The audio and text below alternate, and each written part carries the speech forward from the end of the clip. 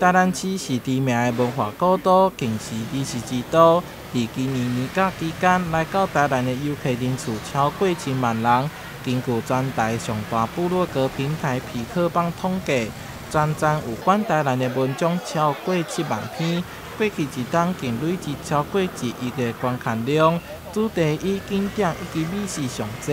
我们在过去皮克邦来讲，每一天我们大概有300万，超过300万的不重复的使用者会进来搜寻我们的平台，然后在看里面就会找到他们想要知道的一些旅游跟美食，还有一些其他生活上面的资讯。那这个部分我们整理了所有的大数据之后呢，我们呢就会得到一些很有趣的关于台南里面的一些数据。台南市观光旅游局甲皮克邦合作举办第2届超越台南系列活动，活动将持续到4月底。除了这次创造奖金5000块，更同步推出拍卡抽奖活动。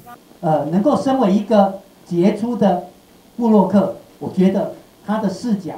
跟人家是不一样的，他对于这种观光旅游文化思维也跟人家是不一样的，所以我觉得透过大家的一个发现台南，可以让台南让更多的人从不同的角度去认识。只要稍微发表100家店家，就一下就好多浏览量，很多触及。那往往会有这个遗珠之憾，就是这个台南的店家很多的这个千里马，可是各位这个伯乐常常就给他忽略，常常有遗珠之憾的所以我们今年特别来举办100家之外的这个说店家的这个潜力店家的发掘活动。